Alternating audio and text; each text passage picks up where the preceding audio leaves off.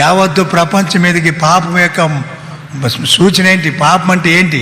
ప్రపంచం మీద మానవుని పరిపాలన చేస్తున్న పాపం ఏంటి?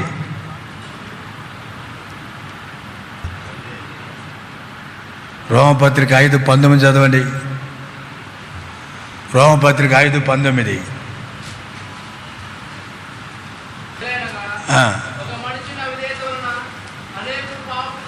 ఏంటంట? ఒక్క మనుషుని యొక్క అవిధేయత వలన అనేకులు పాపులుగా చెప్పాట. పాపానికి మూలమేంటి? ఇప్పుడు మనం అనుకుందాం, ఇక్కడ కూర్చున్నాం మనం అందరం, బ్రదర్స్ కావచ్చు, సిస్టర్స్ కావచ్చు, ఇందులో ఏమీ నాయింపు లేకుండా అవిశ్వాసం లేదా?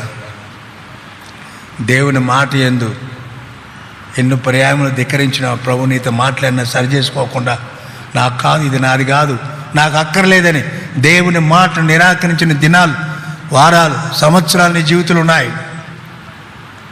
ఆయన మాటని ఎందుకు మీరుతున్నావు? మూడవది ఏంటంట? అవిధేయత. ఒకప్పుడు విధేయులే, ఇప్పుడు ఏమైనారు? అవిధేయత. చిన్నలో పెద్దలో దేని వాక్యం ద్వారా నువ్వు సంధించబడ్డప్పుడు తూషా తప్పకుండా ప్రభా నాతో మాట్లాడినావు, నీ లోబడుతున్నా, సరి చేసుకోవడానికి ఇష్టపడుతున్నా. ఎంతమంది ఉన్నారు మనలో? ఇది చెప్తే మేము ఎందుకు లోబడాలి? పెద్దలు చిన్నలకు లోబట్లే, చిన్నలు పెద్దలకు లోబట్లే, తల్లిదండ్రులకు బిడ్డలు లోబట్లే, భార్యకి భర్తకు విధేయ చూపించట్లే, భర్త భార్యకి విధేయ చూపించలే. అంత ఎక్కడ చూసినా ఇది పెద్ద జాతి అయిపోయింది అవిధేయత. సులభంగా ఉంటుంది అది పెద్ద తప్పుగా మనం కనపడలే. వాక్యంలో మాత్రం చాలా భూతత్వంలో చూస్తున్నాడు దేవుడు దీన్ని. లోకరీతిగా అది పెద్ద బలి ఇంత కాదు కదా. ఏదో ఒకసారి లోపల లేదు, అవిధేయ చూపించా, తిరుగుబాటు చేశా, అది మన కొరకు సరిపోయింది, మంచిదే. దేవుని దృష్టిలో పెద్ద భూతత్వం చూపిస్తున్నాడు. నువ్వు అవిధేయుడివి.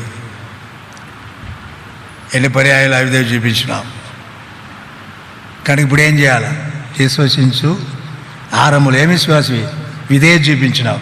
మరలా ఇప్పుడు ఏం చేయాలి? అవిశ్వాసంలో మళ్ళా ఆ విధేయతలు నిన్నువే కట్టుకోవాలి. ప్రభా నేను లోపల అవిధేయ చూపించి ఇప్పుడు లోపడతా. విధేయ నువ్వేమన్నా చెప్పు ప్రభా, నేను సిద్ధంగా ఉన్నా లోపడ్డాను. మారు మాట లేకుండా విధేయత చూపిస్తా.